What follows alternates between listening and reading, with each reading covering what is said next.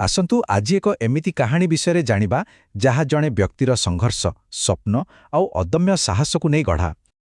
ବାସ୍, ଏହି ଗୋଟିଏ ବାକ୍ୟରୁ ହିଁ ଆମ କାହାଣୀର ଆରମ୍ଭ। ଏଥିରେ ସବୁକିଛି ଲୁଚି ରହିଛି, ଗୋଟିଏ ସାଧାରଣ ପରିବେଶ ଆଉ ଅସାଧାରଣ ସ୍ୱପ୍ନର କଥା। ତେମେ କାହାର ଏ କାହାଣୀ? ଏହି କାହାଣୀର ନାୟକ ହେଉଛନ୍ତି ଅଶୋକ ଭୁଏଁ। ଏହା କେବଳ ଏକ କାଳ୍ପନିକ କଥା ନୁହେଁ, ବରଂ ଜଣେ ବ୍ୟକ୍ତିର ଜୀବନ୍ତ ଅନୁଭୂତି। ହୁଏ ତାଙ୍କ ପାଖରେ ଦାମୀ ଜିନିଷ ନାହିଁ, କିନ୍ତୁ ଯାହା ଅଛି ତାର ମୂଲ୍ୟ ବହୁତ ବେଶୀ। ଅଦମ୍ୟ ଇଚ୍ଛାଶକ୍ତି, ନିଜ ଉପରେ ଅସୀମ ଭରସା ଆଉ ନିଜ ମାଟି ପାଇଁ ଅସରନ୍ତି ଭଲ ପାଇବା। ତାଙ୍କ ପାଇଁ ପ୍ରକୃତ ସମ୍ପତ୍ତି କ'ଣ ଜାଣନ୍ତି?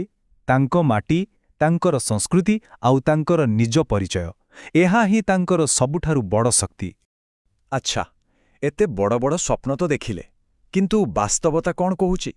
ଚାଲନ୍ତୁ ତାଙ୍କ ଡିଜିଟାଲ ଦୁନିଆରେ ଟିକେ ପଶି ଦେଖିବା, କାରଣ ଆଜିକାଲି ସେଇଟା ବି ତ ସତର ଗୋଟେ ଆଇନା। ତାଙ୍କ ୟୁଟ୍ୟୁବ୍ ଚ୍ୟାନେଲରେ ମୋଟ ଭିଡିଓ ସଂଖ୍ୟା ହେଉଛି 13। ଏଇଟା ହେଉଛି ତାଙ୍କ ଚେଷ୍ଟାରେ ଗୋଟେ ସଂଖ୍ୟା। ଆଉ ମୋଟ ସବସ୍କ୍ରାଇବର ସଂଖ୍ୟା ହେଉଛି ମାତ୍ର 5। ହଁ, କେବଳ 5। ଏବଂ ସବୁଠୁ ବଡ଼ କଥା ହେଉଛି, ଏଇଟା କିଛି ନୂଆ ଚେଷ୍ଟା ନୁହେଁ।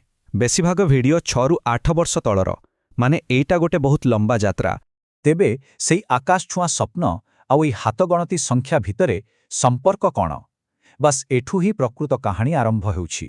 ଏହାକୁ ବିଫଳତା କହିବା ଭୁଲ ହେବ, ଏହା ହେଉଛି ସଂଘର୍ଷର ଜୀବନ୍ତ ପ୍ରମାଣ।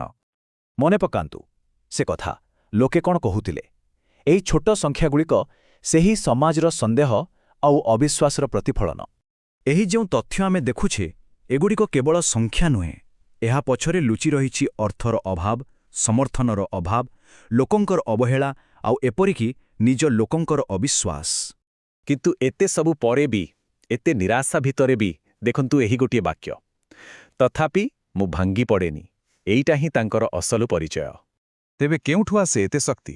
କ'ଣ ତାଙ୍କୁ ଆଗକୁ ବଢ଼ିବାକୁ ବାଧ୍ୟ କରେ? ଉତ୍ତରଟି ବହୁତ ସରଳ, ତାଙ୍କର ସ୍ୱପ୍ନ। ଏହା ଏମିତି ଏକ ନିଆଁ ଯାହା ତାଙ୍କୁ ଶୋଇବାକୁ ଦିଏନି। ଚାଲନ୍ତୁ ପୁଣି ଥରେ ଫେରିଯିବା ସେହି ସ୍ୱପ୍ନ ଆଉ ଇଚ୍ଛାଶକ୍ତି ପାଖକୁ।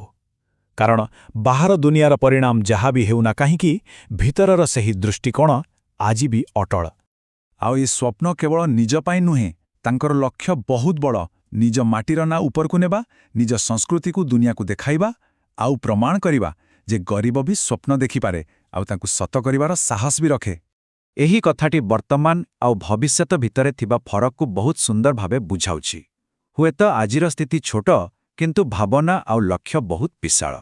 ଏଇଟା କେବଳ ଆଶା ନୁହେଁ, ଏଇଟା ହେଉଛି ଦୃଢ଼ ବିଶ୍ୱାସ। ଏହି ବିଶ୍ୱାସ ହିଁ ତାଙ୍କୁ ଏକା ଚାଲିବାର ସାହସ ଦେଉଛି, କାରଣ ସେ ଜାଣନ୍ତି ଦିନେ ନା ଦିନେ ଏହି ଚେଷ୍ଟାର ଫଳ ନିଶ୍ଚୟ ମିଳିବ। ଏବେ ଆସନ୍ତୁ କାହାଣୀକୁ ଟିକେ ବଡ଼ ପରିପ୍ରେକ୍ଷୀରେ ଦେଖିବା, କାରଣ ଏହି କାହାଣୀ କେବଳ ଜଣେ ବ୍ୟକ୍ତିର ହୋଇ ରହିଯାଏ ନାହିଁ। ଅଶୋକଙ୍କ ଯାତ୍ରା ପ୍ରକୃତରେ ସେହି ପ୍ରତ୍ୟେକ ସ୍ୱପ୍ନ ଦେଖୁଥିବା ଯୁବକର କାହାଣୀ, ଯିଏ ସଂଘର୍ଷକୁ ଡରେ ନାହିଁ ଆଉ ଆଗକୁ ବଢ଼ିବାର ସାହସ ରଖେ। ଆଉ ସବୁ କଥାର ସାରାଂଶ ହେଉଛି ଏହି ସୁନ୍ଦର ଉପମା।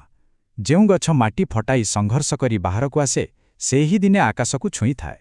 ଶେଷରେ କାହାଣୀ ପୁଣି ଥରେ ସେହି ଅଶୋକଙ୍କ ପାଖକୁ ଫେରି ଆସୁଛି, ଏକ ଶକ୍ତିଶାଳୀ ଘୋଷଣା ସହିତ। ସେଇ 5 ଜଣ ସବସ୍କ୍ରାଇବର ଆଉ ପୁରାଣା ଭିଡିଓ, ସେଇଟା ଶେଷ ନୁହେଁ, ବରଂ ଗୋଟେ ବହୁତ ବଡ଼ କାହାଣୀର ଆରମ୍ଭ ମାତ୍ର। ଆଉ ଏହା ଆମ ସମସ୍ତଙ୍କ ପାଇଁ ଏକ ପ୍ରଶ୍ନ ଛାଡ଼ି ଯାଉଛି। ପ୍ରତ୍ୟେକ ମହାନ ସଫଳତା ପଛରେ ଏମିତି ହିଁ ଏକ ଛୋଟ ଆରମ୍ଭ, ସଂଘର୍ଷ ଆଉ ଅସୀମ ସାହସର କାହାଣୀ ଥାଏ, ନୁହେଁ କି?